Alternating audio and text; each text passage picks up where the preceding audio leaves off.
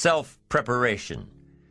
Be ready for tomorrow by doing all that you can today, setting your goals. Set a goal that will make you stretch for what it will make of you to achieve it. What a brand new reason for setting goals. What an all-encompassing challenge to have a better vision of the future, to see what it will make of you to achieve it. And here's why. The greatest value in life is not what you get. The greatest value in life is what you become. The major question to ask on the job is not, what am I getting here? The major question to ask is, what am I becoming here? It's not what you get that makes you valuable. It's what you become that makes you valuable. Set the kind of goals that will make something of you to achieve them. So there you have the two components of positive self-direction. Number one, self-knowledge, knowing who you are and what you want to do with your life.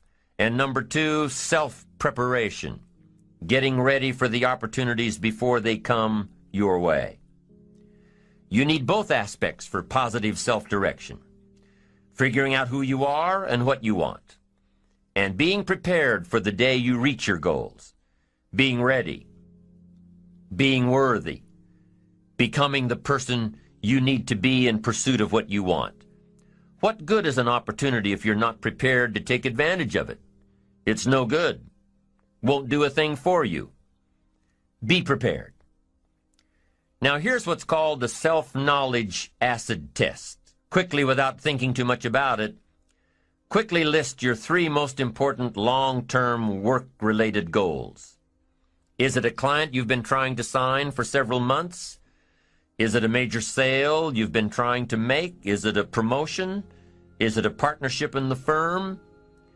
Quickly list your 3 most important long-term work-related goals.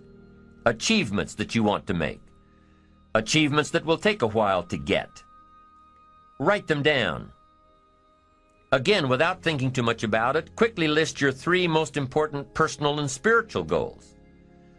Things that will make a difference in your personal life. Is it going to church more often than holidays? Grasping all you can from the Sunday sermon? Is it spending more quality time with your kids? Is it turning the TV off during the dinner hour and actually talking about the important things in life with your family? Is it making more dates with your spouse? Is it planning a much-needed family vacation? What is it? What are the important goals in your personal and spiritual life?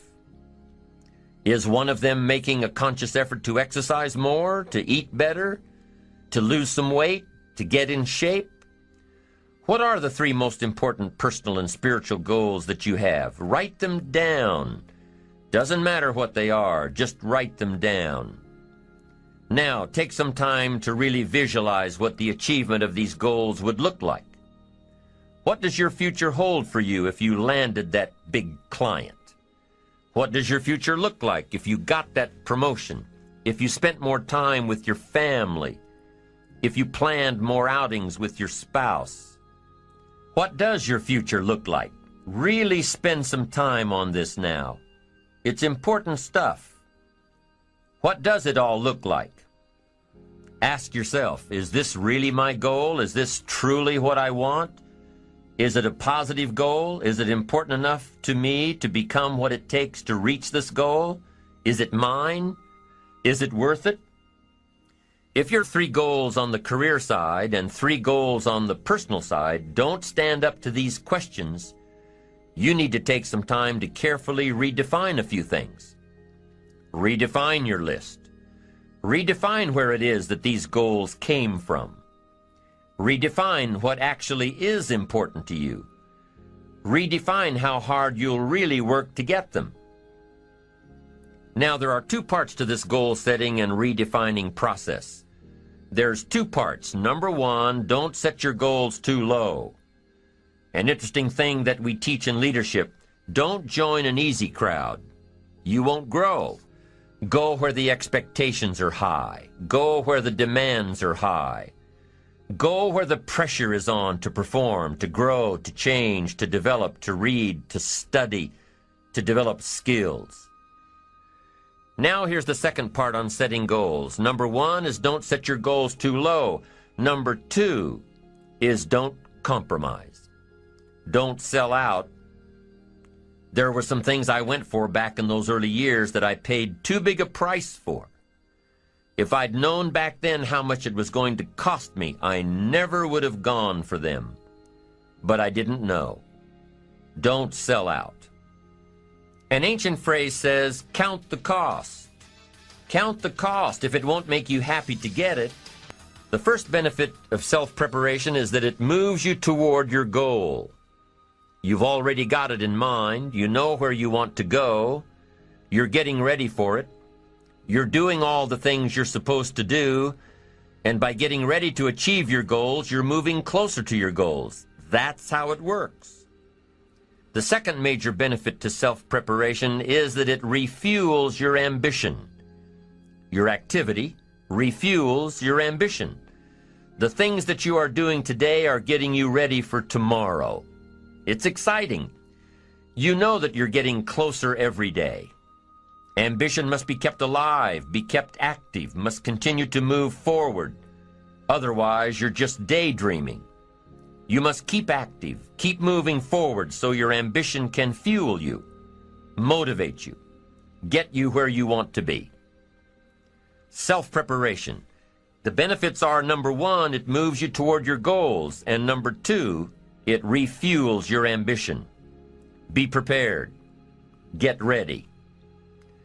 This method of self-preparation involves 3 steps. Step 1. Carefully consider where the next opportunity for reaching your goal will originate. Where will it come from? Will it come from networking with your colleagues? Will it come from reading the last book that you bought? The book that's still sitting on your shelf waiting to give you some answers? Will it come from you taking the time to think it out? Where will it come from? The next opportunity that will push you forward. If you don't know, here's what you have to do. For each major goal of yours, the top priorities on your list, for each of these, take out a separate piece of paper, 1 single sheet per major goal, write down your goal at the top, and start listing all reasonable resources. Write down every possible place that you could find the opportunity to achieve this goal. And with each resource, classify them. Ask yourself, is this resource a sure thing? A good bet? About even chances? Unlikely? A long shot? Ask yourself these questions and classify all of the resources you have written down. That's the first step. The second step in this method of self-preparation is to make sure you know what you need to do to be prepared for your opportunities. Take your sure things first. Figure out what you need to do to be prepared when they happen. Break down your preparation into concrete steps. Make sure that you know exactly what you have to do to take advantage of the opportunity when it comes your way. Let's say that one of the top priorities on your career list of goals is to get this new client. Let's take it one step further to say that on your resource list for this goal is to have a lunch meeting with a friend who just happens to be the mentor of the client you're going after. Is this friend of yours a sure bet on your resource list? Well, let's say he is. I mean, you know this guy is a tremendous consulting source for the client you want. The client you want really listens to the opinions and advice of your friend. So you're getting ready to have lunch with your friend. What do? You've got to make sure that you're up on all the knowledge and the industry data that will impress your friend. Make him realize that he knows someone who could benefit from your knowledge and your vitality and your spirit and your experience. Impress him. Impress him so much that he goes back to his friend, the client you're after, and tells this prospective client of yours that he needs to do business with you. Be prepared. Go through your entire list of goals and resources and classify them. Break each resource into concrete steps of preparation. Start by working on the sure bets first, and then move down the line. The long shots will come through every so often, but start with the resources that will serve you best now. Get ready for the opportunities before they come your way. Step 3 in the self-preparation method is to do all you can to make each opportunity more likely to happen. After you've determined what you have to do to get ready, to be prepared, after you've determined this, see what you can do to expedite the process. What can you do to increase the likelihood of this opportunity? Go over it and over it and over it. Use these 3 methods again and again as you assess where you are now and where you have to go next to keep moving toward the achievements that are most important to you. Step 1, consider your resources. Step 2, determine what you have to do to get ready. Step 3, expedite the opportunities. And by the way, this method of self-preparation works wherever you are in your journey, whether you're close to your goals or whether you're just starting your journey of self-direction. This method works. Have working knowledge to draw from. Continually work on yourself in preparation of where you want to be. Build a reservoir of thoughts and ideas and philosophies and experiences that are your own. Build, grow, change, get ready, be prepared. Be prepared for a life worth living. Now here are the 4 ifs that make life worthwhile. Number 1, life is worthwhile if you learn. Nothing worse than being stupid. Life is worthwhile if you learn. Learn from your personal experiences. Learn from other people's experiences. Second, life is worthwhile if you try. Now you've got to take what you've learned and see if you can try your hand at it. Someone says, well, you can't try, you have to do. No, you have to try. I put the bar up 2 feet and asked the kids who can jump 2 feet. I can, some say. I can't, some say. I don't know, some say. How are you going to know? You don't. You've just got to try. Just back off and run at it. How are you going to know if you don't try? Now, what if you knock the bar down? Does that mean you can't jump 2 feet? No. You have to what? Try it again. Of course, you have to try. Try it another way, but try. Try your hand at it. When the record book on you is finished, let it show your wins and your losses, but don't let the record book show that you didn't try. Next, life is worthwhile if you stay. You've got to learn to stay. Now, you don't have to stay forever. Just stay till you see it through. A guy builds a foundation, and then he wanders off somewhere and builds another foundation. He's got these foundations scattered all across the country. I mean, no walls, no roofs, just a bunch of foundations. Not a good reputation. Stay. You don't have to stay forever. Just stay to finish something. Don't fall into the trap of less than refined sophistication. Stay till it's over. The 4th if that makes life worthwhile, 1 is if you learn, 2 is if you try, 3 is if you stay, and 4th if that makes life worthwhile is if you care. Caring is a unique human experience that is so vital and so powerful and so all-encompassing and so far-reaching. If you care at all, you'll get some results. If you care enough, you can get magnificent results. To lead a life worth living, you've got to learn, you've got to try, you've got to stay, and you've got to care. Develop your positive self-direction. Do these things we've discussed. Remember the 4 ifs, and you're on your way to building a life worth living. The second principle of building ambition is self-reliance. Number 1 is self-direction. Number 2 is self-reliance. Taking responsibility for your own life. Taking responsibility for whatever happens to you. Knowing that you have consciously made the decisions that are now affecting you. knowing that what is happening now, today, is the direct result of your activity, what you did yesterday. Self-reliance is basically counting on yourself. Now, being self-reliant doesn't mean you can't work with others or trust others. Self-reliance means counting on yourself, trusting yourself, being confident with yourself, being responsible to yourself, trusting your own instincts, trusting the conclusions that you have developed from your study of experiences and philosophies, taking the credit that is due you, learning from the mistakes that you have made, being self-reliant.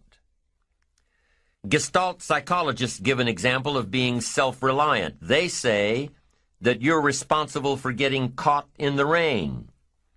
They say that by deciding not to carry an umbrella every day, you have made the decision to endure an occasional drenching. Translation: by not being prepared, you make the choice of getting caught in some of life's unpleasant circumstances. Be they rain, failures, economic losses, relationship losses, professional losses, personal losses. By not being prepared, thinking ahead, it's your choice. Now here's the other side of it. By being prepared, you increase your chances of success. You increase the likelihood. By being prepared, you increase your chances of success, of seizing opportunities when they come your way, of being ready within yourself to take advantage of once-in-a-lifetime situations. Some people tend to blame others for their mistakes, blame others for their failures. Somebody says, it's not my fault the report isn't done. So-and-so didn't do their part. Of course it's your fault. It's your report too. It's your responsibility to see that everyone you delegated work to does their part. Now, you can't control what others around you do, but it's in your own best self-interest, your enlightened self-interest, that you stay on top of things, especially if it's going to affect your future. You think your boss cares that John didn't do his part? You think he sees John as the bad guy? Of course not. All he sees is that the report isn't done, bottom line. Be responsible for the things that affect you. You can make sure you're more responsible by checking in with those people who are working with you, the people who make up your team. You can be more responsible by saying, hey, John, how are you doing with your part? Do you need some help? Can we put somebody else in here to help you finish? Now, if John consistently doesn't handle his part, you've got to replace John. If he isn't doing his share, you've got to find somebody that will. Or what? It will negatively affect you. You can't wake up in the morning that the project is due hoping and wishing that John has done his part. No, you've got to be responsible because it's going to affect your career too. Now, my approach to my better future very early on in my career was to just go through the day with my fingers crossed. And I used to say something like, I sure hope things will change for the better. Then here's what I found out. They're not going to change. Somebody says, well then, how will my life ever change? Answer, when you change. When you change, when you get better, it'll get better. If you change, it'll all change. Don't put it on someone else. Hope that someone else will change it for you. Take responsibility for yourself. Take personal responsibility. You can't change the circumstances or the seasons or the wind, but you can change your reading habits. You can change whether or not you go for the skills, burn the midnight oil, turn yourself around, multiply your value by 2, 3, 5, 10. That you've got charge of. That you have control of. You don't have control of the constellations, but you've got control over whether or not you go to night school, take adult classes, learn some new skills. You have control over that. And if you don't, that's your fault. You've got to take personal responsibility. You've got to be self-reliant. You. Nobody else can change your life. alter your ambitions, pave a golden road for you. But you can. It's up to you. Be responsible for yourself. Learn to reap the harvest without complaint. This is a sign of growing maturity. And here's where it comes from: taking full responsibility. Take full responsibility for everything you do. Be responsible to yourself. It's your crop. Whatever your paycheck is, take full responsibility. You say, well, it's my employer. No, it's not your employer. You can become twice as valuable, 3 times as valuable. Burn the midnight oil, learn some more skills, bring more value to the marketplace. I'm telling you, whatever your harvest is, take it without complaint. Take it without blaming others. Self-preparation leads to control over your life. We discussed this in the last session. Whenever you prepare correctly, taking all of the steps you're supposed to take, doing everything in your power to stay on track, whenever your preparations lead to success, achieving your goals, you reinforce the disciplines that got you there. Success leads to reinforcement of the proper disciplines. If what you're doing is working, keep doing it. If what you're doing isn't working, change it. When you are doing all that you can possibly do and are successful at reaching your expectations, keep doing it. Success is a reinforcement. Psychologists call this positive reinforcement. We all know about positive reinforcement. That's how we train our dogs. That's how we teach our kids. That's how the trainers at SeaWorld can get a killer whale to do tricks and follow commands and work side by side with humans, by positive reinforcement. When you bring a brand new puppy home and try to teach him not to mess in the house, what do? You reward him for going outside or scratching at the door. When you're trying to get your toddler out of the diaper stage, what do? You reward her with special presents, make her feel special for learning something new. When you're trying to get your older kids to crack the books and study, what do? You reward them when they get good grades. You teach them that the skills they are developing now will have great positive effects on their lives later. But you reward them now. This is positive reinforcement. Learning that there are rewards for doing something good, something worthwhile, something of value. The greater the value, the greater the reward. The better you do, the better your reward. The greater the value, the greater the reward. A bigger paycheck, a better house, financial freedom. It's all a reward system. Now, there are 2 major benefits of positive reinforcement. Number 1, positive reinforcement builds good habits. If what you are doing, the habits you've gotten into, are building your ambition and increasing your success, keep doing them. Your success is reaffirming that these habits are good. Your success tells you that you need to keep doing what you are doing. By reviewing these habits that bring on success, you reinforce them, give them sticking power. Now here's the other side.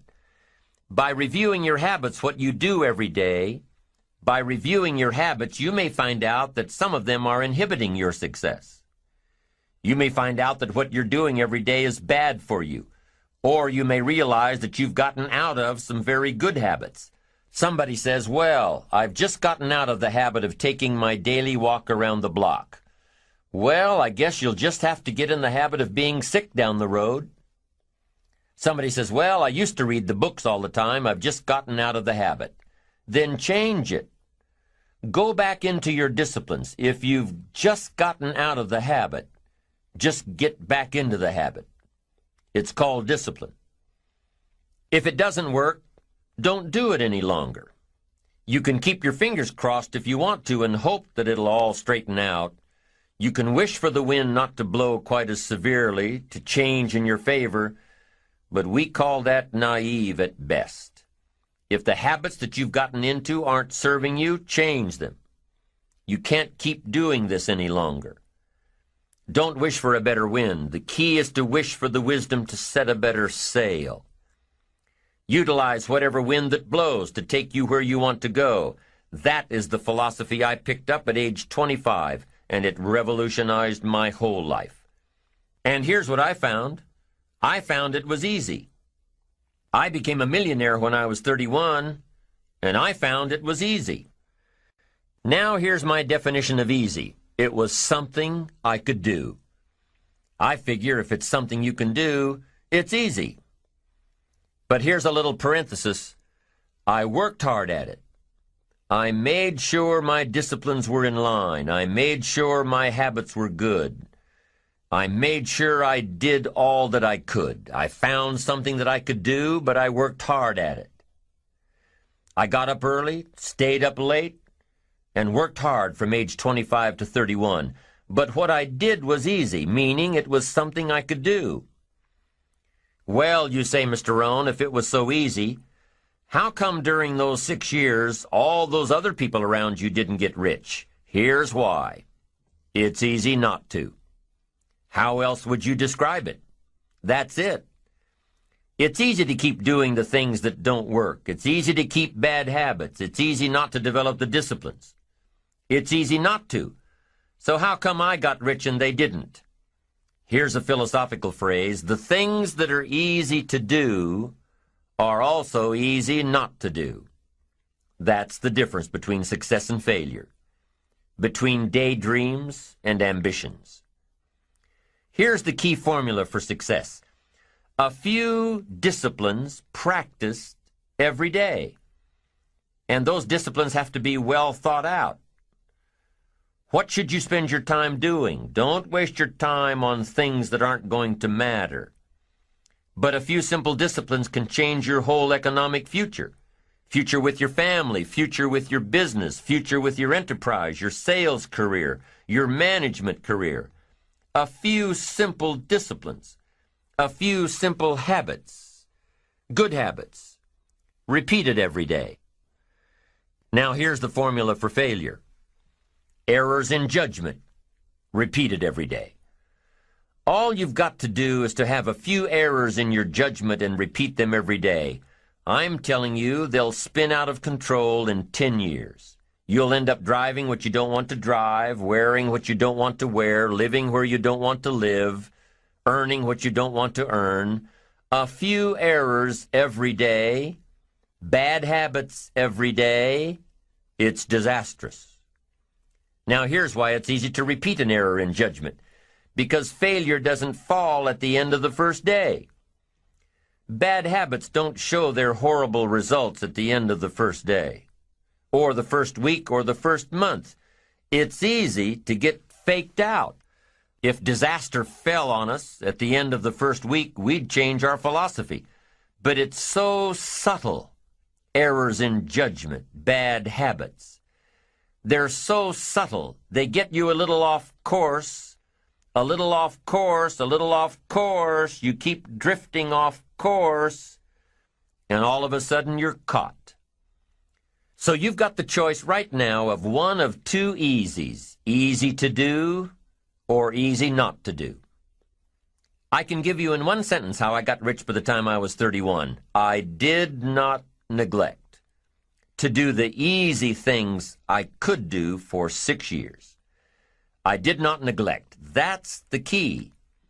I found something easy I could do that led to fortune, and I did not neglect to do it.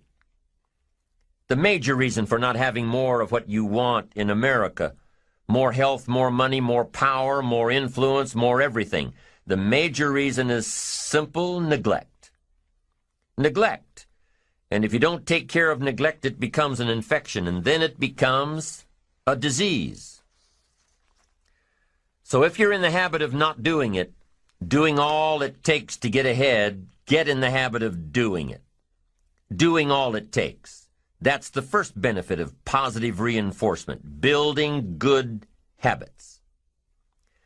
Now, the second benefit of positive reinforcement is that it creates the energy to fuel additional achievement. It gives you the drive to do more, to not only keep on doing what's right, but to do more of what's right. The disciplines that will help you grow and get ahead of it all. The knowledge that what you're doing is paying off creates more energy to keep going. How easy is it to get up in the morning when you know you're not doing all that it takes? It's not very easy at all.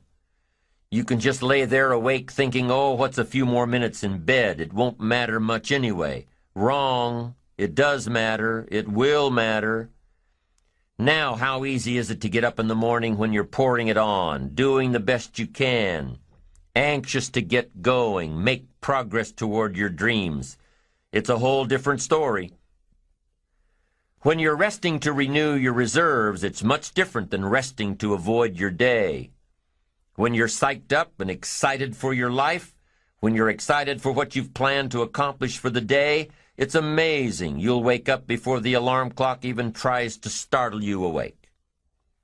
Your successes fuel your ambition. Your successes give you extra energy. Your successes pave the way for more successes. It's the snowball effect. With one success, you're excited to meet another, and another, and another. And pretty soon, the disciplines that were so difficult in the beginning, the disciplines that got you going, are now part of your philosophy.